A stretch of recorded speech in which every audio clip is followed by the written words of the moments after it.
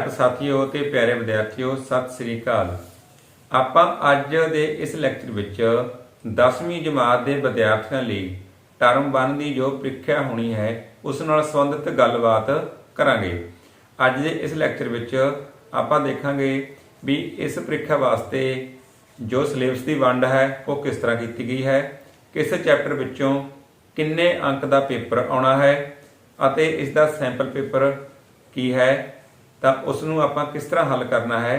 ਇਹਨਾਂ ਸਾਰੀਆਂ ਗੱਲਾਂ ਬਾਰੇ ਆਪਾਂ ਅੱਜ ਦੇ ਇਸ ਲੈਕਚਰ ਵਿੱਚ ਵਿਚਾਰ ਕਰਾਂਗੇ।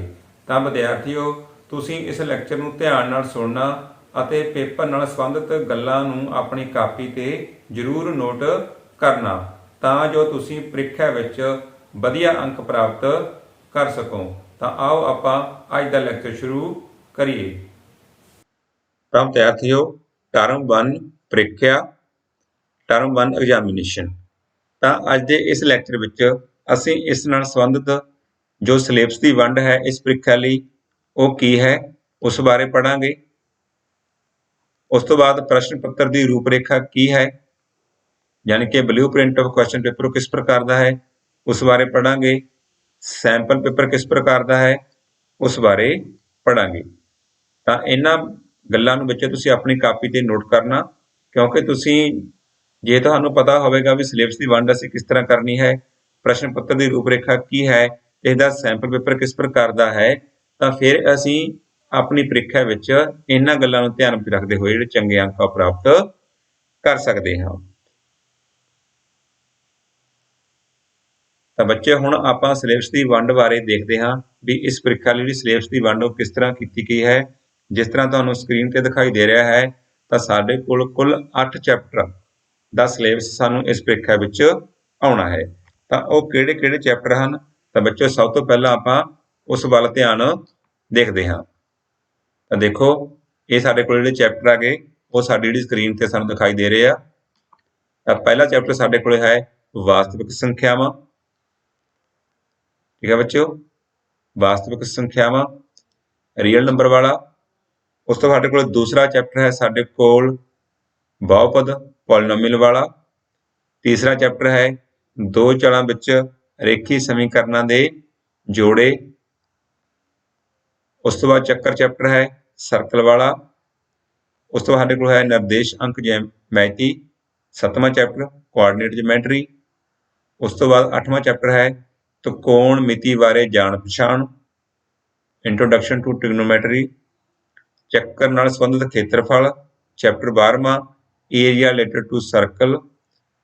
ਚੈਪਟਰ ਸੰਭਾਵਨਾ ਵਾਲਾ 15ਵਾਂ ਚੈਪਟਰ ਪ੍ਰੋਬੇਬਿਲਿਟੀ।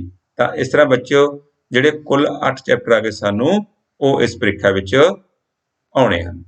ਠੀਕ ਹੈ ਬੱਚਿਓ, ਤਾਂ ਹੁਣ ਆਪਾਂ ਦੇਖਦੇ ਹਾਂ ਵੀ ਇਹਨਾਂ ਚੈਪਟਰਾਂ ਵਿੱਚੋਂ ਕੁੱਲ ਕਿੰਨੇ ਅੰਕ ਦਾ ਪੇਪਰ ਆਉਣਾ ਹੈ ਤੇ ਪ੍ਰਸ਼ਨਾਂ ਦੀ ਗਿਣਤੀ ਇਸ ਚੈਪਟਰ ਵਾਈਜ਼ ਅਧਿਆਇ ਵਾਈਜ਼ ਕਿੰਨੀ ਹੈ।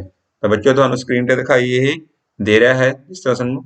ਠੀਕ ਹੈ, ਸਾਡੇ ਕੋਲ ਪਹਿਲਾ ਚੈਪਟਰ ਹੈ, ਇਸ ਵਿੱਚੋਂ ਕੁੱਲ 5 ਅੰਕ ਦਾ ਪੇਪਰ ਆਉਣਾ ਹੈ, ਜਾਣੀ ਕਿ ਪ੍ਰਸ਼ਨਾਂ ਦੀ ਗਿਣਤੀ ਵੀ 5 ਹੋ ਗਈ, ਕਿਉਂਕਿ ਹਰੇਕ ਪ੍ਰਸ਼ਨ ਦਾ ਕੀ ਹੈ ਬੱਚਿਓ 1 ਅੰਕ ਹੈ। ਬਹੁਪਦ ਵਾਲਾ ਚੈਪਟਰ ਵਿੱਚੋਂ ਵੀ ਕੁੱਲ 5 ਅੰਕ ਦਾ ਪੇਪਰ ਆਉਣਾ ਹੈ ਤਾਂ ਪ੍ਰਸ਼ਨਾਂ ਦੀ ਗਿਣਤੀ ਵੀ 5 ਹੈ। ਦੋ ਚਲਾਂ ਵਾਲੇ ਰੇਖੀ ਸਮੀਕਰਨਾਂ ਜੋੜੇ ਚੈਪਟਰ 3, ਤਾਂ ਇਸ ਦੇ ਵਿੱਚੋਂ ਵੀ ਕੁੱਲ 5 ਅੰਕ ਦਾ ਪੇਪਰ ਆਉਣਾ ਹੈ ਤੇ ਪ੍ਰਸ਼ਨਾਂ ਦੀ ਗਿਣਤੀ ਵੀ 5 ਹੈ। ਜੋ ਸਾਡੇ ਕੋਲ 10ਵਾਂ ਚੈਪਟਰ ਚੱਕਰ ਵਾਲਾ ਸਰਕਲ ਵਾਲਾ, ਉਸ ਵਿੱਚ ਕੁੱਲ ਅੰਕ 4 ਹਨ ਤੇ ਪ੍ਰਸ਼ਨਾਂ ਦੀ ਗਿਣਤੀ ਵੀ 4 ਹੈ। ਨਿਰਦੇਸ਼ ਅੰਕ ਜਿਓਮੈਤੀ ਕੋਆਰਡੀਨੇਟ ਜਿਓਮੈਟਰੀ ਚੈਪਟਰ 7ਵਾਂ, ਇਸ ਦੇ ਵਿੱਚੋਂ ਸਾਨੂੰ ਕੁੱਲ 5 ਅੰਕ ਦਾ ਪੇਪਰ ਆਉਣਾ ਹੈ ਤੇ ਪ੍ਰਸ਼ਨਾਂ ਦੀ ਗਿਣਤੀ ਵੀ 5 ਹੈ। 8ਵਾਂ ਚੈਪਟਰ ਤ੍ਰਿਕੋਣਮਿਤੀ ਬਾਰੇ ਜਾਣ ਪਛਾਣ, ਇਸ ਦੇ ਵਿੱਚੋਂ ਕੁੱਲ 6 ਪ੍ਰਸ਼ਨ ਆਉਣੇ ਹਨ ਤੇ ਕੁੱਲ ਅੰਕ ਵਿੱਚੋਂ ਕਿੰਨੇ ਹੋ ਗਏ 6 ਹੋ ਗਏ ਸਾਡੇ ਕੋਲ, ਯਾਨੀ ਕਿ ਕੁੱਲ ਅੰਕ ਵੀ 6 ਤੇ ਪ੍ਰਸ਼ਨ ਵੀ 6। 12ਵਾਂ ਚੈਪਟਰ ਬੱਚਿਓ, ਇਸ ਦੇ ਵਿੱਚੋਂ ਕੁੱਲ ਅੰਕ 4 ਹਨ, ਪ੍ਰਸ਼ਨਾਂ ਦੀ ਗਿਣਤੀ ਵੀ ਸਾਡੇ ਕੋਲੇ 4 ਹੈ। ਸੰਭਾਵਨਾ ਵਾਲਾ ਚੈਪਟਰ ਕੁੱਲ ਅੰਕ 6 ਹਨ ਤੇ ਪ੍ਰਸ਼ਨਾਂ ਦੀ ਗਿਣਤੀ ਵੀ 6 ਹੈ। ਤਾਂ ਇਸ ਤਰ੍ਹਾਂ ਬੱਚਿਓ ਸਾਡੇ ਕੋਲ ਜੋ ਪੇਪਰ ਹੈ ਉਹ ਕਿੰਨੇ ਅੰਕ ਦਾ ਕੁੱਲ ਹੋ ਗਿਆ 40 ਅੰਕ ਦਾ ਪੇਪਰ ਹੋ ਗਿਆ, 40 ਨੰਬਰਸ। ਠੀਕ ਹੈ, ਮਾਰਕਸ। ਤਾਂ ਸਾਡੇ ਕੋਲ ਪ੍ਰਸ਼ਨਾਂ ਦੀ ਗਿਣਤੀ ਕਿੰਨੀ ਹੋ ਗਈ ਸਾਡੇ ਕੋਲ, ਉਹ ਵੀ ਸਾਡੇ ਕੋਲ 40 ਹੋ ਗਈ, ਯਾਨੀ ਕਿ ਨੰਬਰ ਆਫ ਕੁਐਸਚਨ ਵੀ ਕਿੰਨੇ ਆ ਬੱਚਿਓ 40 ਤੇ ਟੋਟਲ ਮਾਰਕਸ ਵੀ ਸਾਡੇ ਕਿੰਨੇ ਆ ਗਏ 40। ਠੀਕ ਹੈ ਬੱਚਿਓ, ਤਾਂ ਤੁਹਾਨੂੰ ਆਪਾਂ ਥੋੜਾ ਜਿਹਾ ਸਕਰੀਨ ਤੇ ਜ਼ੂਮ ਕਰਕੇ ਦਿਖਾ ਸਕਦੇ ਹੋ। ਤਾਂ ਦੇਖੋ ਤੁਸੀਂ ਇਸ ਨੂੰ ਚੰਗੀ ਤਰ੍ਹਾਂ ਨੋਟ ਕਰ ਸਕਦੇ ਹੋ ਇਸ ਤਰ੍ਹਾਂ। ਠੀਕ ਹੈ ਬੱਚਿਓ, ਤਾਂ ਤੁਸੀਂ ਇਸ ਨੂੰ ਆਪਣੀ ਕਾਪੀ ਤੇ ਜ਼ਰੂਰ ਨੋਟ ਕਰ ਲਓ।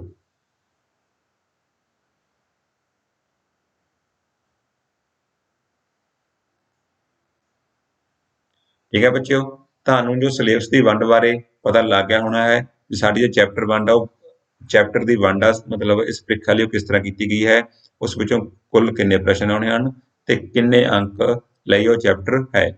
ਤਾਂ ਆਪਾਂ ਜੇ ਇਸ ਨੂੰ ਹੋਰ ਧਿਆਨ ਨਾਲ ਦੇਖੀਏ ਤਾਂ ਸਾਡੇ ਕੋਲ 5 ਅੰਕ ਵਾਲੇ ਕਿੰਨੇ ਚੈਪਟਰ ਹਨ ਬੱਚਿਓ? 1 2 3 4, ਜਾਣੀ ਕਿ 5 ਅੰਕ ਵਾਲੇ ਸਾਡੇ ਕੋਲ ਕਿੰਨੇ ਹੈਗੇ? 4 ਚੈਪਟਰ। 4 ਅੰਕ ਵਾਲੇ ਬੱਚਿਓ ਕਿੰਨੇ ਚੈਪਟਰ ਸਾਡੇ ਕੋਲ? 2। 6 ਅੰਕ ਵਾਲੇ ਕਿੰਨੇ ਚੈਪਟਰ ਹੈਗੇ? 2, ਜਾਣੀ ਕਿ ਕੁੱਲ ਸਾਡੇ ਕੋਲ ਇਸ ਤਰ੍ਹਾਂ 8 ਚੈਪਟਰ ਬਣ ਜਾਂਦੇ ਹਨ। ਠੀਕ ਹੈ ਬੱਚਿਓ, ਤਾਂ ਜਾਣੀ ਕਿ ਸੰਭਾਵਨਾ ਵਾਲੇ ਚੈਪਟਰ ਵਿੱਚ ਸਾਨੂੰ 6 ਪ੍ਰਸ਼ਨ ਆਉਣੇ ਹਨ ਤੇ ਤ੍ਰਿਕੋਣਮਿਤੀ ਨਾਲ ਜਾਮਸ਼ਾਨੀ ਦੇ ਵਿੱਚ ਸਾਡੇ ਕੋਲੇ 6 ਪ੍ਰਸ਼ਨ ਆਉਣੇ ਹਨ। ਚੱਕਰ ਨਾਲ ਸੰਬੰਧਿਤ ਚੈਪਟਰ ਆ, ਇਹਦੇ ਵਿੱਚ ਸਾਡੇ ਕੋਲ ਜੋ 4-4 ਪ੍ਰਸ਼ਨ, ਜਾਣੀ ਕਿ 4-4 ਅੰਕ ਸਾਡੇ ਕੋਲ ਇਸ ਚੈਪਟਰ ਦੇ ਵਿੱਚੋਂ ਚੁਣੇ ਗਏ ਹਨ ਪੇਪਰ ਦੇ ਲਈ। ਠੀਕ ਹੈ ਬੱਚਿਓ, ਤਾਂ ਇਸ ਤਰ੍ਹਾਂ ਤੁਸੀਂ ਇਸ ਗੱਲ ਨੂੰ ਧਿਆਨ 'ਚ ਰੱਖ ਕੇ ਵੀ ਕਿਹੜਾ ਚੈਪਟਰ ਜ਼ਿਆਦਾ ਇੰਪੋਰਟੈਂਟ ਹੈ, ਕਿਸ ਵਿੱਚੋਂ ਪ੍ਰਸ਼ਨਾਂ ਦੀ ਗਿਣਤੀ ਜ਼ਿਆਦਾ ਆਉਣੀ ਹੈ, ਅਸੀਂ ਉਸ ਹਿਸਾਬ ਨਾਲ ਜਿਹੜੀ ਤਿਆਰੀ ਉਹ ਕਰਨੀ ਹੈ। ਤਾਂ ਬੱਚਿਓ ਅੱਗੇ ਅਸੀਂ ਹੁਣ ਸੈਂਪਲ ਪੇਪਰ ਬਾਰੇ ਗੱਲ ਕਰਦੇ ਹਾਂ ਵੀ ਇਸ ਪ੍ਰੀਖਿਆ ਲਈ ਜੋ ਸੈਂਪਲ ਪੇਪਰ ਉਹ ਕਿਸ ਪ੍ਰਕਾਰ ਦਾ ਹੈ, ਜਾਣੀ ਕਿ ਪੇਪਰ ਕਿਸ ਪ੍ਰਕਾਰ ਦਾ ਆਵੇਗਾ। ਤਾਂ ਬੱਚਿਓ ਤੁਹਾਨੂੰ ਦੱਸਿਆ ਗਿਆ ਜਮਾਤ 10ਵੀਂ, ਠੀਕ ਹੈ ਸਾਡੇ ਕੋਲ, ਤਾਂ ਜੋ ਪੇਪਰ ਦਾ ਸਮਾਂ ਗਾ ਬੱਚਿਓ ਕਿੰਨਾ ਸਾਡੇ ਕੋਲੇ ਉਹ 90 ਮਿੰਟ ਹੈ, ਜਾਣੀ ਕਿ 1.5 ਘੰਟਾ ਹੈ। ਕੁੱਲ ਅੰਕ ਕਿੰਨੇ ਬੱਚੇ ਹੋਣਗੇ ਦੇ? 40, ਟੋਟਲ ਮਾਰਕਸ 40, ਕੁੱਲ ਪ੍ਰਸ਼ਨ ਕਿੰਨੇ ਹੋਣਗੇ? 40। ਠੀਕ ਹੈ ਬੱਚਿਓ, ਤਾਂ ਦੇਖੋ ਤੁਸੀਂ ਇਸ ਨੂੰ, ਸਾਡੇ ਕੋਲ ਕੁੱਲ ਅੰਕ 40, ਕੁੱਲ ਪ੍ਰਸ਼ਨ 40, ਸਮਾਂ 90 ਮਿੰਟ, ਜਾਣੀ ਕਿ ਲਗਭਗ ਸਾਡੇ ਕੋਲ ਜਿਹੜਾ 2.25 ਮਿੰਟ ਦਾ ਸਮਾਂ ਸਾਨੂੰ ਇੱਕ ਪ੍ਰਸ਼ਨ ਲਈ ਜਿਹੜਾ ਹੈਗਾ ਉਹ ਮਿਲੇਗਾ।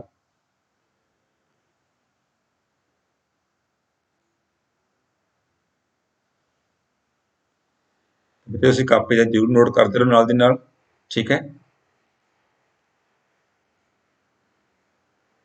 ਤਾਂ ਬੱਚਿਓ ਇਸ ਪ੍ਰੀਖਿਆ ਲਈ ਜੋ ਸਾਨੂੰ 40 ਦੇ 40 ਪ੍ਰਸ਼ਨ ਆ, ਜਾਣੀ ਕਿ ਸਾਰੇ ਪ੍ਰਸ਼ਨ ਕੀ ਆ ਉਹ ਜ਼ਰੂਰੀ ਹਨ, ਕੰਪਲਸਰੀ ਹਨ। ਤਾਂ ਪ੍ਰਸ਼ਨ ਪੱਤਰ ਵਿੱਚ ਕੁੱਲ 40 ਪ੍ਰਸ਼ਨ ਬਹੁ ਵਿਕਲਪੀ ਉੱਤਰਾਂ ਵਾਲੇ 1-1 ਅੰਕ ਵਾਲੇ ਹੋਣਗੇ, ਜਾਣੀ ਕਿ ਬੱਚਿਓ ਸਾਡੇ ਕੋਲ ਜੋ 40 ਕੁਐਸਚਨ ਆ ਕੀ ਹੋਣਗੇ ਉਹ MCQ ਰੂਪ ਦੇ ਵਿੱਚ ਹੋਣਗੇ, ਬਹੁ ਵਿਕਲਪੀ ਵਾਲੇ। ਠੀਕ ਹੈ, ਜਾਣੀ ਕਿ ਉਹਨਾਂ ਦੇ 4-4 ਉੱਤਰ ਹੋਣਗੇ, ਅਸੀਂ ਇੱਕ ਉੱਤਰ ਨੂੰ ਜਿਹੜਾ ਹੈਗਾ ਉਹ ਟਿਕ ਕਰਨਾ ਹੈ, ਜਾਣੀ ਕਿ ਇੱਕ ਆਪਸ਼ਨ ਵਿੱਚ ਸਾਡੇ ਕੋਲ A ਹੋਏਗਾ, ਇੱਕ B ਹੋਏਗਾ, ਇੱਕ ਸਾਡੇ ਕੋਲ C ਹੋਏਗਾ, ਇੱਕ ਸਾਡੇ ਕੋਲੇ D ਹੋਵੇਗਾ। ਜੋ ਸਹੀ ਆਪਸ਼ਨ ਹੈ ਅਸੀਂ ਉਸ ਨੂੰ ਜਿਹੜਾ ਸਰਕਲ ਹੁੰਦਾ ਬੱਚਿਓ ਕਾਲਾ ਕਰਨਾ ਹੈ। ਪੇਪਰ ਸਾਡਾ ਕਾਸ ਤੇ ਹੋਵੇਗਾ? OMR ਸ਼ੀਟ ਤੇ ਹੋਵੇਗਾ। ਤਾਂ ਤੁਹਾਨੂੰ ਸਾਰਿਆਂ ਨੂੰ ਲਗਭਗ ਜਿਹੜੀ OMR ਸ਼ੀਟ ਆ ਬੱਚੇ ਉਹ ਭਰਨੀ ਆਉਂਦੀ ਹੋਣੀ ਆ, ਕਿਉਂਕਿ ਅਸੀਂ ਨੈਸ ਪ੍ਰੀਖਿਆ ਲਈ ਕਾਫੀ ਇਸ ਦੀ ਤਿਆਰੀ ਕੀਤੀ ਹੈ OMR ਸ਼ੀਟ ਦੀ, ਤਾਂ ਤੁਸੀਂ ਇਸ ਦੇ ਵਿੱਚ ਕੋਈ ਗਲਤੀ ਨਹੀਂ ਕਰਨੀ ਹੈ।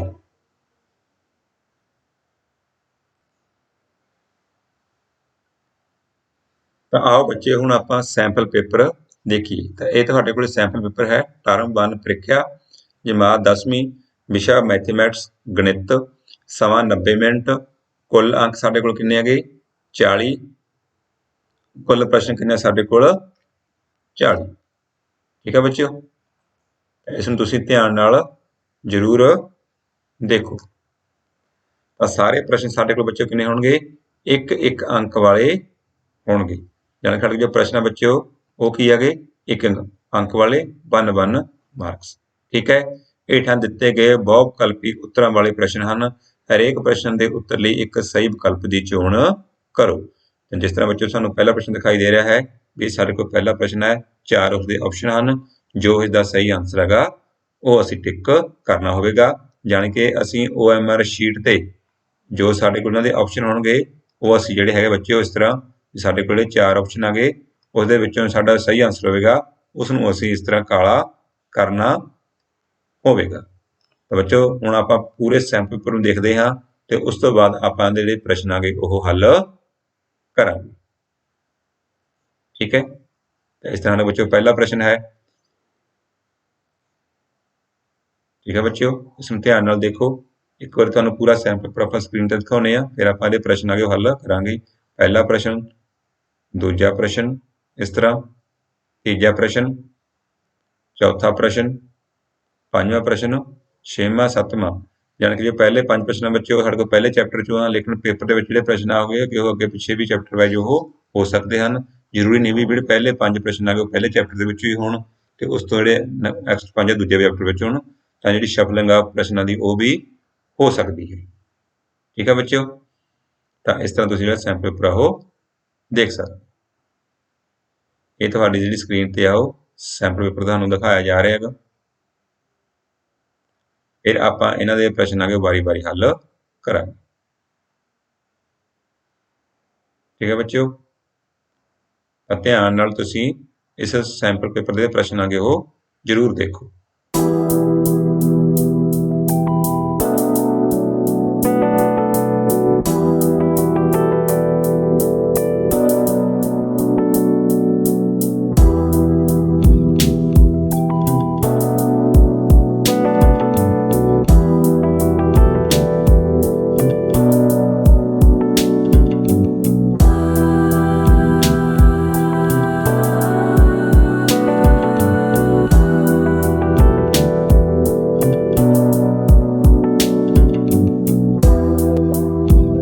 ठीक है बच्चों, इस तरह साडे कोल जिहड़े पेपर दे विच कुल 40 प्रश्न होणगे MCQ रूप दे विच बहु विकल्पी उत्तरां वाले। ਅਸੀਂ ਇੱਕ ਸਹੀ ਉੱਤਰ ਦੀ ਚੋਣ ਕਰਕੇ ਉਸਨੂੰ OMR ਸ਼ੀਟ ਤੇ ਜਿਹੜਾ ਸਰਕਲ ਆ ਉਸਦਾ ਗੋਲਾ ਗਾ ਉਹ ਅਸੀਂ ਬਲੂ ਪੈਨ ਜਾਂ ਬਲੈਕ ਪੈਨ ਨਾਲ ਉਸਨੂੰ ਕਾਲਾ ਕਰਨਾ ਹੈ। ਠੀਕ ਹੈ ਬੱਚਿਓ, ਤਾਂ ਹੁਣ ਆਪਾਂ ਜਿਹੜੇ ਇਸ ਸੈਂਪਲ ਪੇਪਰ ਦੇ ਪ੍ਰਸ਼ਨ ਆਗੇ ਉਹ ਹੱਲ ਕਰਦੇ ਹਾਂ।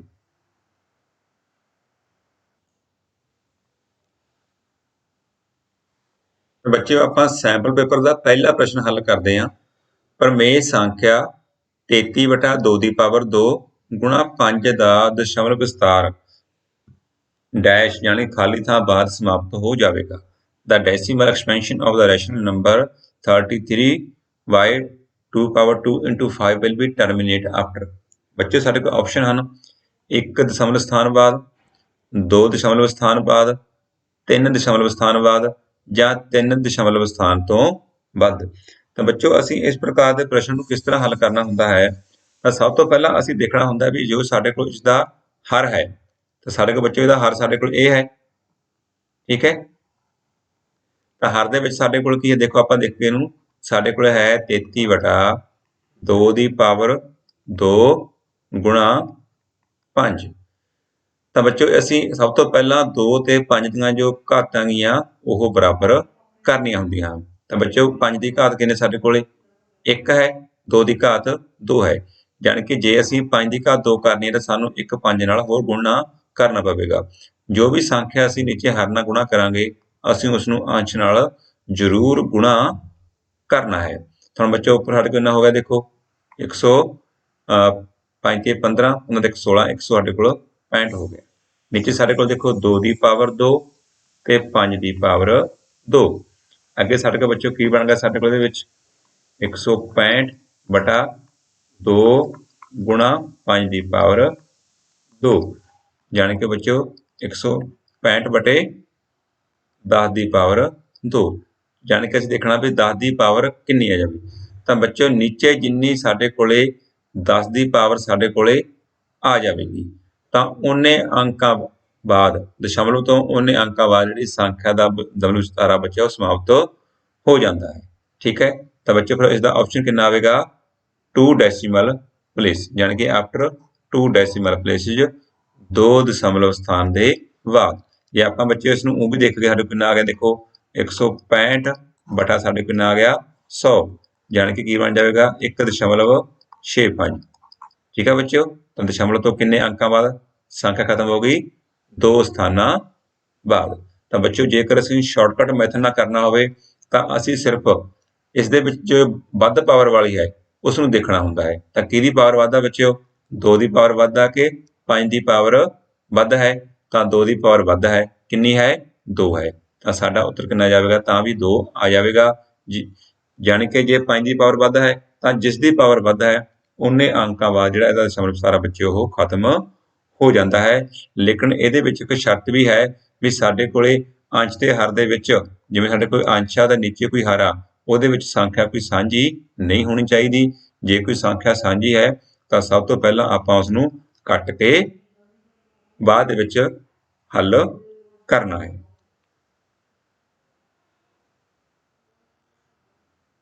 ਤਾਂ ਬੱਚੋ ਦੂਸਰਾ ਪ੍ਰਸ਼ਨ ਦੇਖਦੇ ਹਾਂ ਅਸੀਂ। ਦਾ ਡੈਸੀਮਲ ਐਕਸਪੈਂਸ਼ਨ ਆਫ 99/1500 ਪਿਲ ਵੀ ਠੀਕ ਹੈ, ਯਾਨੀ ਕਿ 99/1500 ਦਾ ਦਸ਼ਮਲਵ ਪ੍ਰਸਾਰ ਹੋਵੇਗਾ। ਯਾਨੀ ਕਿ ਇਹਦਾ ਬੱਚੇ ਦਸ਼ਮਲਵ ਪ੍ਰਸਾਰ ਕੀ ਹੈ? ਸ਼ਾਂਤ ਹੈ, ਅਸ਼ਾਂਤ ਹੈ, ਅਸ਼ਾਂਤ ਆਵਰਤੀ ਹੈ, ਅਸ਼ਾਂਤ ਗੈਰ ਆਵਰਤੀ ਹੈ।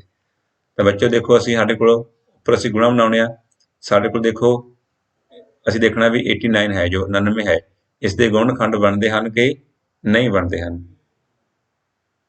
ਠੀਕ ਹੈ ਬੱਚੋ, ਇਸ ਦਾ ਕੋਈ ਗੁਣਨਖੰਡ ਨਹੀਂ ਬਣਦਾ ਹੈ, ਯਾਨੀ ਕਿ 89 ਸਾਡੇ ਕੋਲ ਇਸ ਤਰ੍ਹਾਂ ਰਹੇਗਾ। ਤਾਂ 15 ਬੱਚੋ ਆਪਾਂ ਕੀ ਲਿਖ ਸਕਦੇ ਹਾਂ ਕਿ 3 × 5 × 100। 99/3 ਦੇਖੋ ਸਾਡੇ ਕੋਲ ਇੱਕ 5 ਆ ਗਿਆ। ਸਾਡੇ ਕੋਲ 100 ਦੇ ਗੁਣਨਖੰਡ ਬੱਚੋ ਕੀ ਬਣਦੇ ਨੇ? ਸਾਡੇ ਕੋਲ 100 ਦੇ ਗੁਣਨਖੰਡ ਬਣਦੇ ਦੇਖੋ ਸਾਡੇ ਕੋਲੇ 2 × 2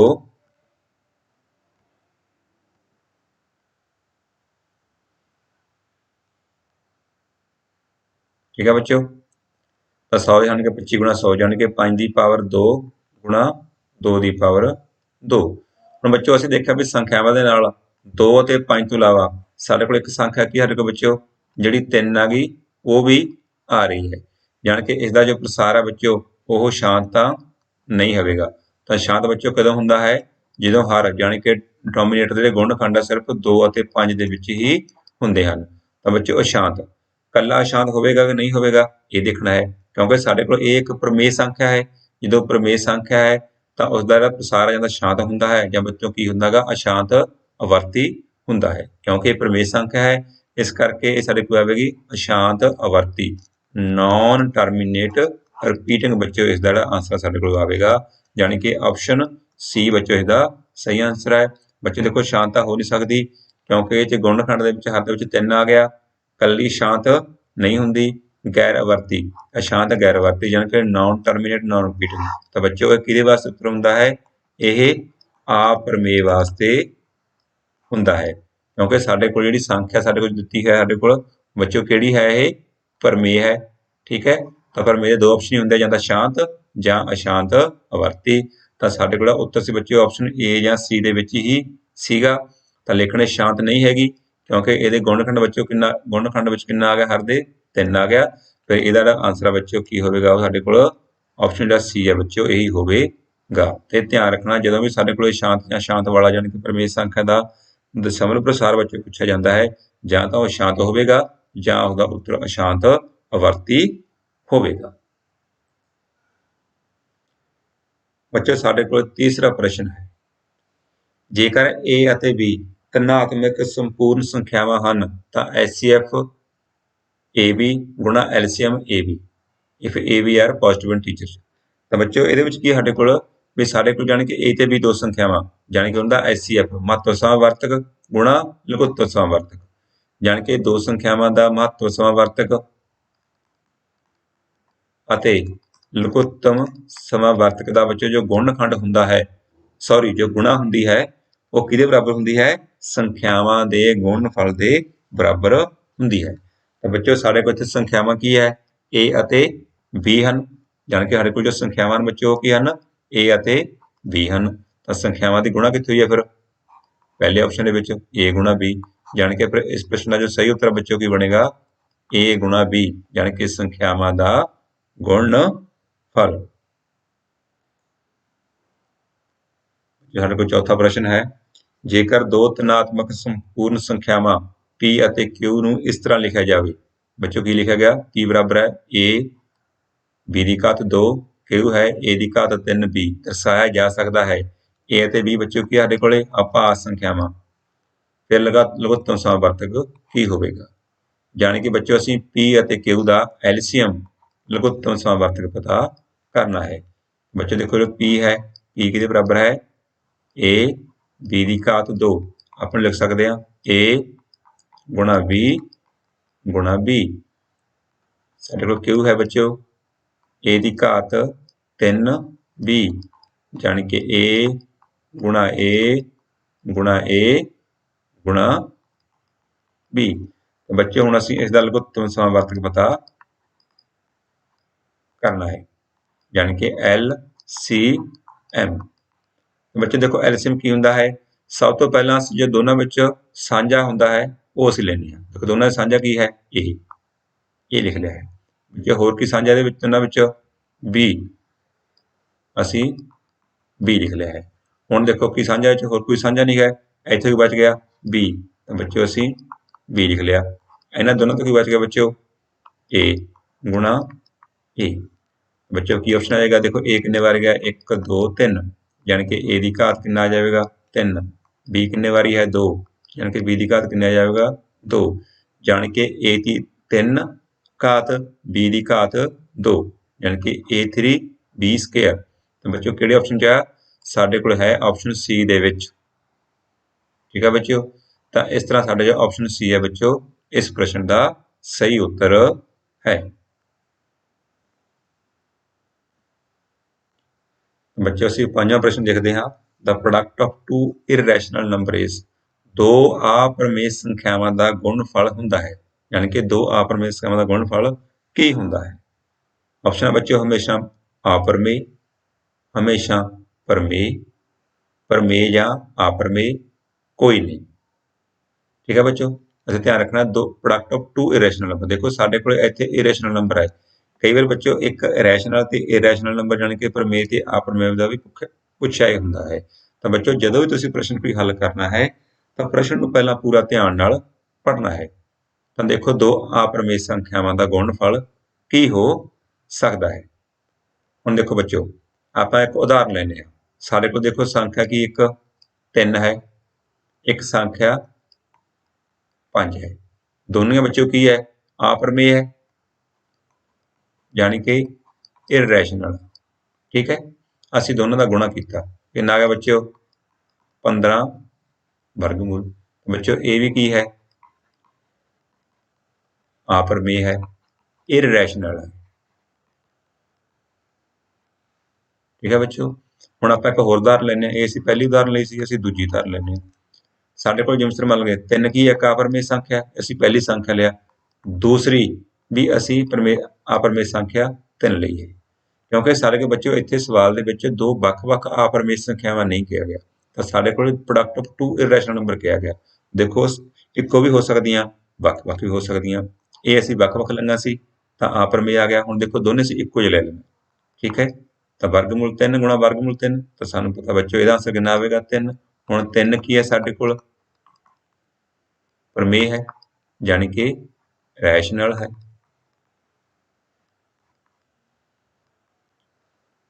ठीक है बच्चों, तो इसका मतलब की है, यानी कि उत्तर अपरमेय भी हो सकता है ते प्रमेय भी हो सकता है। तो इस करके साडे बच्चों इस प्रश्न का जो उत्तर है वो है ऑप्शन सी, सही उत्तर है। भी दो अपरमेय संख्यावां का गुणनफल प्रमेय भी हो सकता है, अपरमेय भी हो सकता है, क्योंकि सानू इत्थे प्रश्न में ये नहीं दस्सिया गया भी दोने सेम हैं या ਵੱਖ-ਵੱਖ हैं। जे दोने सेम है तो हमेशा बच्चों प्रमेय बनेगा, जे दो ਵੱਖ-ਵੱਖ अपरमेय संख्यावां तो उन्हां दा गुणनफल की हुंदा बच्चों अपरमेय ही हुंदा है।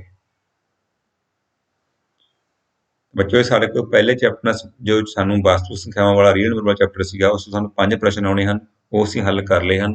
तो साडे कोल अगले प्रश्न बहुपद जानी कि पॉलीनोमियल चैप्टर दे विचों हन। हुण आपां उन्हां नूं हल करदे हां। कोई वास्तविक संख्या अल्फा बहुपद f(x) ਦਾ ਸਿਫਰ ਹੋਵੇਗੀ ਜੇਕਰ a real number alpha is a zero of polynomial f(x) if। ਤਾਂ ਬੱਚੋ ਕੋਈ ਸੰਖਿਆ ਕਿਸੇ ਬਹੁਪਦ ਦਾ ਸਿਫਰ ਕਦੋਂ ਹੁੰਦੀ ਹੈ, ਜਦੋਂ ਉਹ ਉਸ ਨੂੰ ਸੈਟੀਸਫਾਈ ਕਰਦੀ ਹੈ, ਯਾਨੀ ਕਿ ਅਸੀਂ ਜੇਕਰ ਅਸੀਂ ਉਹਦਾ ਮੁੱਲ ਬਹੁਪਦ ਦੇ ਵਿੱਚ ਭਰ ਦੇਈਏ ਤਾਂ ਉਸ ਦਾ ਮੁੱਲ ਕਿੰਨਾ ਹੋ ਜਾਂਦਾ ਬੱਚੋ ਸਿਫਰ ਹੋ ਜਾਂਦਾ ਹੈ, ਜ਼ੀਰੋ ਹੋ ਜਾਂਦਾ ਹੈ। ਤਾਂ ਬੱਚੋ ਫਿਰ ਕਿਹੜੇ ਆਪਸ਼ਨ ਵਿੱਚ ਹੈ, ਆਪਸ਼ਨ ਬੀ ਦੇ ਵਿੱਚ।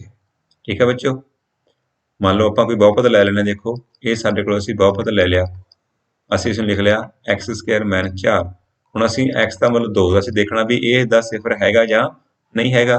ਹੁਣ ਬੱਚੋ ਅਸੀਂ ਇਸ ਨੂੰ ਵਿੱਚ ਭਰ ਕੇ ਦੇਖ ਲਿਆ, 2 ਕਿਹਦੀ ਜਗ੍ਹਾ ਤੇ ਭਰਿਆ x ਦੀ ਜਗ੍ਹਾ ਤੇ, ਤਾਂ 2 ਦਾ ਵਰਗ 2 ਮਾਈਨਸ 4 ਬੱਚੋ 2 ਦਾ ਵਰਗ 2 4 4 ਚੋਂ 4 ਕੱਢੇ ਬੱਚੋ ਸਿਫਰ। ਠੀਕ ਹੈ ਬੱਚਿਓ। ਤਾਂ ਕੋਈ ਵੀ ਸੰਖਿਆ ਕਿਸੇ ਬਹੁਪਦ ਦਾ ਸਿਫਰ ਉਦੋਂ ਹੁੰਦੀ ਹੈ ਜਦੋਂ ਅਸੀਂ ਉਸਦਾ ਬਹੁਪਦ ਦੇ ਵਿੱਚ ਉਸਦਾ ਮੁੱਲ ਭਰ ਦਈਏ ਤੇ ਉਹ ਬਹੁਪਦ ਸਿਫਰ ਬਣ ਜਾਵੇ। ਠੀਕ ਹੈ ਬੱਚਿਓ, ਨਾ ਵੱਡਾ ਹੋਵੇ ਨਾ ਛੋਟਾ। ਠੀਕ ਹੈ, ਯਾਨੀ ਕਿ ਪੂਰਾ ਸਿਫਰ ਹੋਣਾ ਚਾਹੀਦਾ ਹੈ ਬਰਾਬਰ 0 ਦੇ। ਤਾਂ ਇਸ ਕਰਕੇ ਬੱਚਿਓ ਇਸ ਪ੍ਰਸ਼ਨ ਦਾ ਉੱਤਰ ਕੀ ਹੈ? ਸਹੀ ਆਪਸ਼ਨ ਬੀ। 7ਵਾਂ ਪ੍ਰਸ਼ਨ ਹੈ ਬੱਚਿਓ ਬਹੁਪਦ ਚੈਪਟਰ ਵਿੱਚੋਂ, ਜੇਕਰ ਕਿਸੇ ਬਹੁਪਦ px ਦਾ ਆਲੇਖ x ਧੁਰੇ ਨੂੰ 2 ਵਾਰੀ ਕੱਟਦਾ ਹੈ ਤਾਂ ਉਸਦੇ ਡੈਸ਼ ਵਾਸਤਵਿਕ ਸਿਫਰ ਹੋਣਗੇ। If graph of a polynomial is intersecting x-axis 2 times, then real zeros of polynomial। ਠੀਕ ਹੈ ਬੱਚਿਓ, ਕਿਸ ਤਰ੍ਹਾਂ ਆਪਾਂ ਇਸ ਨੂੰ ਦੇਖੋ, ਇਹ ਸਾਡੇ ਕੋਲ ਇਸ ਤਰ੍ਹਾਂ ਸਾਡੇ ਕੋਲ ਇਹ x ਧੁਰਾ ਹੈ, ਇਹ ਸਾਡੇ ਕੋਲੇ y ਧੁਰਾ ਹੈ। ਸਾਡੇ ਕੋਲੇ ਕੋਈ ਗ੍ਰਾਫ ਹੈ, ਦੇਖੋ ਇਹ 2 ਵਾਰੀ ਕੱਟ ਗਿਆ ਹੈ। ਠੀਕ ਹੈ ਬੱਚਿਓ, ਤਾਂ ਫਿਰ ਉਹਦੇ ਸਿਫਰ ਕਿੰਨੇ ਹੋਣਗੇ? ਸਾਨੂੰ ਪਤਾ ਹੈ ਵੀ ਜਿੰਨਾ ਗ੍ਰਾਫ x ਨੂੰ ਕੱਟਦਾ ਹੈ ਜਿੰਨੇ ਵਾਰੀ, ਉਹਨੇ ਉਹਦੇ ਸਿਫਰ ਹੁੰਦੇ ਆ। ਠੀਕ ਹੈ ਬੱਚਿਓ, ਤਾਂ ਫਿਰ ਇਹਦੇ ਸਿਫਰ ਕਿੰਨੇ ਹੋਣਗੇ? ਸਾਡੇ ਕੋਲ 2। ਠੀਕ ਹੈ, ਤਾਂ ਬੱਚਿਓ ਸਾਡੇ ਕੋਲ ਕਾਹਦੀ ਗੱਲ ਹੋ ਰਹੀ ਆ? ਵਾਸਤਵਿਕ ਸਿਫਰ ਦੀ। ਵਾਸਤਵਿਕ ਹੋਣਗੇ ਬੱਚਿਓ 2। 2 ਘਾਤੀ ਬਹੁਪਦ ਦੇ ਸਿਫਰ ਹਨ। ਤਾਂ ਬੱਚਿਓ ਇੱਥੇ ਸਾਡੇ ਕੋਲੇ ਸਿਫਰ ਪੁੱਛੇ ਗਏ ਆ ਵੀ ਇਸ ਬਹੁਪਦ ਦੇ ਸਿਫਰ ਕਿੰਨੇ ਹਨ। ਤਾਂ ਬੱਚਿਓ ਸਾਨੂੰ ਪਤਾ ਹੈ ਵੀ ਜਦੋਂ ਅਸੀਂ ਕਿਸੇ ਬਹੁਪਦ ਦੇ ਸਿਫਰ ਪਤਾ ਕਰਨੇ ਹੁੰਦੇ ਹੈ ਤਾਂ ਸਭ ਤੋਂ ਪਹਿਲਾਂ ਅਸੀਂ ਕੀ ਬਣਾਉਣੇ ਆ? ਉਸਦੇ ਗੁਣ ਖੰਡ, ਯਾਨੀ ਕਿ ਫੈਕਟਰ। ਠੀਕ ਹੈ ਬੱਚਿਓ, ਤਾਂ ਫੈਕਟਰ ਬੱਚਿਓ ਕੀ ਬਣਨਗੇ ਸਾਡੇ ਕੋਲ? ਦੇਖੋ ਆਪਾਂ ਲਿਖਦੇ ਆ 4 ਨੂੰ 2 ਦਾ 2 ਵਰਗ ਲਿਖ ਲਿਆ ਬੱਚਿਓ। ਤਾਂ ਸਾਡੇ ਕੋਲ ਕੀ ਫਾਰਮੂਲਾ ਬਣ ਗਿਆ? a ਦੀ 2 ਮਾਈਨਸ b ਦੀ 2, ਯਾਨੀ ਕਿ a ਪਲੱਸ b ਤੇ a ਮਾਈਨਸ b। ਠੀਕ ਹੈ ਬੱਚਿਓ, ਤਾਂ ਕੀ ਫੈਕਟਰ ਬਣ ਸਾਡੇ ਕੋਲੇ? x ਪਲੱਸ 2 ਤੇ x ਮਾਈਨਸ 2। ਤਾਂ ਹੁਣ ਅਸੀਂ ਇਹਨਾਂ ਦੋਨਾਂ ਨੂੰ 0 ਦੇ ਬਰਾਬਰ ਕਰ ਲੈਣਾ ਹੁੰਦਾ ਹੈ। ਉੱਥੋਂ ਸਾਡੇ ਕੋਲ ਜੋ x ਦਾ ਮੁੱਲ ਆ ਜਾਵੇਗਾ ਉਹ ਸਾਡੇ ਇਸਦੇ ਸਿਫਰ ਆ ਜਾਂਦੇ। ਦੇਖੋ 2 ਆਪਾਂ ਇੱਧਰ ਲੈ ਗਏ ਬੱਚਿਓ, ਇੱਧਰ ਜਾ ਕੇ ਮਾਈਨਸ ਹੋ ਗਏ। ਇਹ ਆਪਾਂ ਇੱਧਰ ਲੈ ਕੇ ਜਾਵਾਂਗੇ ਸੱਜੇ ਹੱਥ, ਤਾਂ ਇਹ ਪਲੱਸ 2 ਯਾਨੀ x ਦੇ 2 ਮੁੱਲ ਆ ਗਏ ਬੱਚਿਓ, ਇੱਕ ਮਾਈਨਸ 2 ਇੱਕ ਪਲੱਸ 2। ਯਾਨੀ ਕਿ ਬੱਚਿਓ ਫਿਰ ਇਹਦੇ ਸਿਫਰ ਕੀ ਆ? Plus minus 2। ਤਾਂ ਪਲੱਸ ਮਾਈਨਸ 2 ਬੱਚਿਓ ਕਿਹੜੇ ਆਪਸ਼ਨ ਦੇ ਵਿੱਚ ਹੈ? ਆਪਸ਼ਨ ਸੀ ਦੇ ਵਿੱਚ। ਅਗਲਾ ਪ੍ਰਸ਼ਨ ਦੇਖਦੇ ਹਾਂ ਬੱਚਿਓ, ਜੇਕਰ ਸਿਫਰਾਂ ਦਾ ਜੋੜ p ਅਤੇ ਗੁਣਨਫਲ s ਹੋਵੇ ਤਾਂ 2 ਘਾਤੀ ਬਹੁਪਦ ਹੋਵੇਗਾ। If s is the product of zeros and p is sum, then the quadratic polynomial। ਦੇਖੋ ਪ੍ਰਸ਼ਨ ਦੇ ਵਿੱਚ ਬੱਚਿਓ ਕੀ ਹੈ? ਸਾਨੂੰ ਥੋੜਾ ਜਿਹਾ ਜਾਣ ਕੇ ਪਜ਼ਲ ਕੀਤਾ ਗਿਆ ਹੈ। ਦੇਖੋ ਜੇ ਸਿਫਰਾਂ ਦੇ ਜੋੜ ਨੂੰ ਅਸੀਂ ਆਮ ਤੌਰ ਤੇ ਬੱਚਿਓ ਕੀ ਲਿਖਦੇ ਆ? s, ਲੇਕਿਨ ਇੱਥੇ ਕੀ ਲਿਖਿਆ ਗਿਆ? p। ਗੁਣਨਫਲ ਨੂੰ ਲਿਖਿਆ ਗਿਆ s। ਠੀਕ ਹੈ, ਤਾਂ ਅਸੀਂ ਦੇਖਣਾ ਵੀ ਬਹੁਪਦ ਦਾ ਫਾਰਮੂਲਾ ਕੀ ਹੁੰਦਾ ਹੈ। ਤਾਂ ਬੱਚਿਓ ਅਸੀਂ ਫਾਰਮੂਲਾ ਇਹ ਰੱਖਣਾ ਹੈ x ਦੀ 2 ਮਾਈਨਸ ਸਿਫਰਾਂ ਦਾ ਜੋੜ, ਸਿਫਰਾਂ ਦਾ ਜੋੜ x ਜਮਾ ਸਿਫਰਾਂ ਦਾ ਗੁਣਨਫਲ। ਠੀਕ ਹੈ ਬੱਚਿਓ, ਹੁਣ ਦੇਖੋ ਤਾਂ ਸਾਡੇ ਕੋਲ ਸਿਫਰਾਂ ਦਾ ਜੋੜ ਕੀ ਹੈ? p ਹੈ, ਯਾਨੀ ਕਿ px। ਸਿਫਰਾਂ ਦਾ ਗੁਣਨਫਲ ਕੀ ਹੈ? s ਹੈ, ਯਾਨੀ ਕਿ s। ਅਸੀਂ ਦੇਖਣਾ ਵੀ ਕਿਹੜੇ ਆਪਸ਼ਨ 'ਚ ਆ? x ਦੀ 2 ਮਾਈਨਸ px ਪਲੱਸ s। ਬੱਚਿਓ ਕਿਹੜੇ ਆਪਸ਼ਨ 'ਚ ਹੈ? ਆਪਸ਼ਨ ਡੀ ਵਿੱਚ। ਠੀਕ ਹੈ ਬੱਚਿਓ, ਤਾਂ ਇਹੋ ਜਿਹੇ ਪ੍ਰਸ਼ਨਾਂ ਨੂੰ ਧਿਆਨ ਨਾਲ ਕਰਨਾ ਹੁੰਦਾ। ਕਈ ਵਾਰ ਅਸੀਂ ਕਾਹਲੀ ਕਾਹਲੀ ਜਿਹੜਾ ਪ੍ਰਸ਼ਨ ਆ ਉਹ ਗਲਤ ਕਰ ਲੈਂਦੇ ਹਾਂ। 10ਵਾਂ ਪ੍ਰਸ਼ਨ ਬੱਚਿਓ, 2 ਘਾਤੀ ਬਹੁਪਦ ਲਈ ਕਿਹੜਾ ਕਥਨ ਸਹੀ ਨਹੀਂ ਹੈ? Which of the following is not correct for quadratic polynomial? ਕੋਈ ਵਾਸਤਵਿਕ ਸਿਫਰ ਨਹੀਂ। ਠੀਕ ਹੈ ਬੱਚਿਓ, 2 ਬਰਾਬਰ ਵਾਸਤਵਿਕ ਸਿਫਰ, 2 ਵੱਖ-ਵੱਖ ਸਿਫਰ, 3 ਵਾਸਤਵਿਕ ਸਿਫਰ। ਤਾਂ ਬੱਚਿਓ ਦੇਖੋ ਧਿਆਨ ਨਾਲ ਕਰੋ ਵੀ ਸਾਡੇ ਕੋਲ ਬਹੁਪਦ ਕੀ ਹੈ? 2 ਘਾਤੀ ਹੈ, ਕੁਆਡਰੇਟਿਕ ਹੈ। ਤਾਂ ਇਸ ਦੇ ਜਿਹੜੇ ਵੱਧ ਤੋਂ ਵੱਧ ਸਿਫਰ ਆ, ਵੱਧ ਤੋਂ ਵੱਧ ਸਿਫਰ ਯਾਨੀ ਕਿ ਮੈਕਸਿਮਮ 0,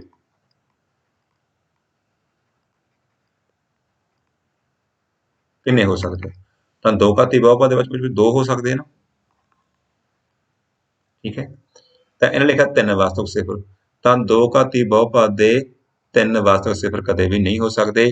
तो उन्हें पूछा भी किहड़ा कथन सही नहीं है, तो बच्चों जो ऑप्शन डी है यह सही नहीं है। साडा उत्तर की है ऑप्शन डी।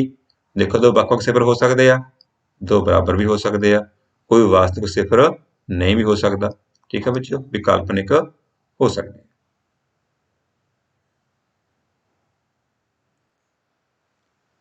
तो बच्चों कुछ ਆਪਾਂ ਹੋਰ प्रश्न हल करते हैं। समीकरण x जमा y बराबर 14 x माइनस y बराबर 4, तो समीकरण का हल की है, ठीक है बच्चों। तो देखो इत्थे ਆਪਾਂ समीकरणों ਨੂੰ हल करके भी देख सकते हैं, ठीक है। इस तरह तो ਅਸੀਂ ਸਿੱਧਾ ਇੱਥੇ ਗੈਸ ਲਾ ਕੇ ਜਿਹੜੇ ਪ੍ਰਸ਼ਨਾਂ ਦੇ ਜਿਹੜੇ ਉੱਤਰ ਆ ਗਏ ਉਹ ਆਪਾਂ ਹੱਲ ਦੇਖ ਸਕਦੇ ਹਾਂ। ਦੇਖੋ ਪਹਿਲਾਂ ਆਪਾਂ ਸਮੀਕਰਨਾਂ ਨੂੰ ਹੱਲ ਕਰਦੇ ਹਾਂ। 14 x ਮਾਈਨਸ y ਬਰਾਬਰ 4, ਠੀਕ ਹੈ ਬੱਚੋ। ਜੇ ਆਪਾਂ ਇਹਨੂੰ ਜੋੜ ਦਈਏ ਕੱਟਿਆ ਜਾਵੇ ਸਾਡੇ ਕੋਲ 2x ਆ ਜਾਵੇਗਾ, ਇਹ ਬੱਚੋ 18 ਆ ਜਾਵੇਗਾ, ਤਾਂ 18 2 ਨਾਲ ਵੰਡਿਆ 9, x ਦੀ ਵੈਲਿਊ ਬੱਚੋ ਕਿੰਨੀ ਆ ਜਾਵੇਗੀ 9। ਹੁਣ ਜੇ ਪਰ x ਦੀ ਵੈਲਿਊ ਭਰਦੇ ਹਾਂ ਪਹਿਲੇ ਵਿੱਚ, ਇਹਦੇ ਵਿੱਚ ਭਰ ਦਿੱਤਾ ਹੈ ਆਪਾਂ ਇਸ ਨੂੰ 9 + y ਬਰਾਬਰ 14, ਤਾਂ y ਦਾ ਮੁੱਲ ਬੱਚੋ 14 ਚ 9 ਕੱਢੇ 5, ਤਾਂ ਸਾਡੇ ਕੋਲ ਉੱਤਰ ਕਿੰਨਾ ਆ ਗਿਆ 9 ਤੇ 5। ਦੇਖੋ 9 ਤੇ 5 14, ਜੇ 9 ਚੋਂ 5 ਘਟਾਵਾਂਗੇ 4, ਤਾਂ x 9 y 5। ਕਿਹੜੇ ਆਪਸ਼ਨ ਦਾ ਬੱਚੋ ਆਪਸ਼ਨ ਏ ਦੇ ਵਿੱਚ ਸਾਡੇ ਕੋਲ ਉੱਤਰ ਉਹ ਪਿਆ ਹੈ। 12ਵਾਂ ਪ੍ਰਸ਼ਨ ਹੈ ਬੱਚੋ, ਜੇ ਸਮੀਕਰਨਾਂ ਦੀ ਇੱਕ ਜੋੜੀ ਅਸੰਗਤ ਹੈ ਤਾਂ ਰੇਖਾਵਾਂ ਹੋਣਗੀਆਂ। If a pair of equation is inconsistent, then the lines will be। देखो इत्थे बच्चों सानू किहा गया असंगत इनकंसिस्टेंट, तो बच्चों कदों हुंदा जदों साडे कोले नो सोल्यूशन, ठीक है बच्चों, कोई हल नहीं। तो बच्चों जो कोई हल नहीं हुंदा तो रेखावां कितनियां बच्चों कितनियां समांतर, ठीक है। कटदियां हो नहीं सकदियां, ठीक है, ये भी नहीं हो सकता, तो इंटरसेक्ट नहीं होता, तो बच्चों क्या होगा पैरेलल समांतर, यानी कि ऑप्शन ए इस प्रश्न का सही उत्तर बनेगा। 13वां प्रश्न बच्चों, जे 6 के समीकरण का हल है तो k का मुल की है। देखो सानू बच्चों ਆਪਾਂ इस तरह पेयर लेने हैं, पहला साडे कोल x का मुल हुंदा, दूसरा की हुंदा y का, तो ਆਪਾਂ लिखा 3x + y माइनस y बराबर 0, यानी बच्चों x का मुल कितना है 6, 3 गुणा 6 + k माइनस y बराबर 0, एक कितना आ गया 18 + k माइनस y बराबर 0 बच्चों, y 18 कड्ढे -4, यानी कि k - 4 बराबर 0, 4 आप इधर ले जाने, तो k का मुल कितना आ जाएगा बच्चों 4, तो 4 किहड़े ऑप्शन है बच्चों ऑप्शन ए दे विच है, ठीक है बच्चों। तो प्रश्न 14, सी का मुल जिस लिए समीकरण जोड़ी विच असीमित हल होणगे, तो बच्चों असीमित हल की हुंदा साडे कोल A1/A2 बराबर B1/B2 बराबर C1/C2। बच्चों A1 की कीमत कितनी है C A2 की कितनी है 6, B1 की कितनी है -1, B2 की -2, तो C1 की 2 तो C2 की 3, ठीक है बच्चों। तो इत्थों आप देखते हैं भी इहदा की उत्तर बनेगा। बच्चों थोड़ा जिहा प्रश्न च इत्थे जिहड़ी गलती देखो इहदे विच साडे कोले 1 6 आवेगा, इत्थे ध्यान रखना थोड़ा जिहा असीं, यानी कि 4 है इत्थे, ठीक है। इत्थे बच्चों की साडे कोल 4 है, ध्यान रखना है, इहनूं आपां 4 करना है, ये कट्टिया गया बच्चों साडे कोल, ठीक है। हुण देखो चाहे आपां बराबर आ दो रख लो चाहे आ दो रख लो, असीं इन्हां नूं रखिया बराबर, पहले दोवां नूं बराबर रख लिया असीं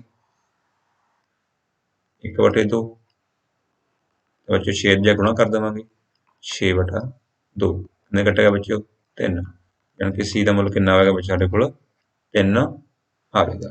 तो ऑप्शन ए बच्चों इस प्रश्न का की है सही उत्तर है, ठीक है बच्चों, क्योंकि बच्चों सीमित हल वाले ਜਿਹੜੇ ਹਨ ਤਾਂ ਵੀ ਤਿੰਨੇ ਬਰਾਬਰ ਹੁੰਦੇ ਆ ਤਾਂ 2/4 ਹੀ ਸਹੀ ਉੱਤਰ ਇਸਦਾ ਆਪਸ਼ਨ ਦੇ ਵਿੱਚ ਆਵੇਗਾ ਤੇ ਸਾਡਾ ਜਿਹੜਾ ਪ੍ਰਸ਼ਨ ਆ ਸਹੀ ਬਣ ਜਾਵੇਗਾ। ਬੱਚੋ ਅਗਲਾ ਪ੍ਰਸ਼ਨ ਦੇਖਦੇ ਹਾਂ। ਰੇਖੀ ਸਮੀਕਰਨ ਦੇ ਜੋੜੇ ਲਈ ਜੇਕਰ a1/a2 ਬਰਾਬਰ ਹੈ b1/b2 ਬਰਾਬਰ ਨਹੀਂ c1/c ਤਾਂ ਰੇਖਾਵਾਂ ਹੋਣਗੀਆਂ, ਯਾਨੀ ਕਿ pair of lines the condition ਕੀ ਹੋਵੇਗੀ? ਸੰਗਤ ਹੋਣਗੀਆਂ, ਅਸੰਗਤ ਹੋਣਗੀਆਂ ਜਾਂ ਦੋਵੇਂ ਹੋਣਗੀਆਂ ਜਾਂ ਇਹਨਾਂ 'ਚੋਂ ਕੋਈ ਵੀ ਆਂਸਰ ਨਹੀਂ। ਤਾਂ ਬੱਚੋ ਸਾਡੇ ਕੋਲ ਦੇਖੋ ਪਹਿਲੇ ਬਰਾਬਰ ਆ ਲੇਕਿਨ ਅਗਲਾ ਜਿਹੜਾ ਬਰਾਬਰ ਨਹੀਂ ਹੈ ਤਾਂ ਬੱਚੋ ਕੀ ਹੁੰਦਾ ਸਾਡੇ ਕੋਲ? ਕੋਈ ਹੱਲ ਨਹੀਂ, ਯਾਨੀ ਕਿ ਨਾਲ ਬੱਚੇ ਸਾਡੇ ਕੋਲੇ नो ਸੋਲੂਸ਼ਨ। ਤਾਂ ਬੱਚਿਆਂ ਸਾਡੇ ਕੋਲ नो ਸੋਲੂਸ਼ਨ ਹੁੰਦਾ, ਕੋਈ ਹੱਲ ਨਹੀਂ ਹੁੰਦਾ ਤਾਂ ਉਦੋਂ ਰੇਖਾਵਾਂ ਦੇ ਜੋੜੇ ਕੀ ਹੁੰਦੇ ਆ? ਅਸੰਗਤ ਹੁੰਦੇ ਆ, ਯਾਨੀ ਕਿ ਇਨਕਨਸਿਸਟੈਂਟ ਸਾਡੇ ਕੋਲੇ ਹੁੰਦੇ ਆ। ਠੀਕ ਹੈ ਬੱਚਿਓ, ਤਾਂ ਇਸ ਕਰਕੇ ਜਿਹੜਾ ਆਪਸ਼ਨ ਬੀ ਆ ਇਸ ਪ੍ਰਸ਼ਨ ਦਾ ਸਹੀ ਉੱਤਰ ਹੈ। ਵਿਦਿਆਰਥੀਓ, ਉਮੀਦ ਹੈ ਤੁਹਾਨੂੰ ਅੱਜ ਦੇ ਇਸ ਲੈਕਚਰ ਵਿੱਚ ਟਰਮ 1 ਦੀ ਪ੍ਰੀਖਿਆ ਸੰਬੰਧੀ ਕਾਫੀ ਜਾਣਕਾਰੀ ਮਿਲ ਗਈ ਹੋਣੀ ਹੈ। ਤਾਂ ਤੁਸੀਂ ਇਸ ਜਾਣਕਾਰੀ ਨੂੰ ਧਿਆਨ ਵਿੱਚ ਰੱਖਦੇ ਹੋਏ ਆਪਣੇ ਪੇਪਰ ਦੀ ਤਿਆਰੀ ਕਰਨੀ ਹੈ ਤਾਂ ਜੋ ਤੁਸੀਂ ਵਧੀਆ ਤੋਂ ਵਧੀਆ ਅੰਕ ਪ੍ਰਾਪਤ ਕਰ ਸਕੋ। ਅਗਲੇ ਸੋਮਵਾਰ ਆਪਾਂ ਇਸ ਸੈਂਪਲ ਪੇਪਰ ਦੇ ਕੁਝ ਹੋਰ ਸਵਾਲ ਹੱਲ ਕਰਾਂਗੇ। ਤਦ ਤੱਕ ਲਈ ਸਤਿ ਸ੍ਰੀ ਅਕਾਲ, ਸਾਰਿਆਂ ਦਾ ਧੰਨਵਾਦ।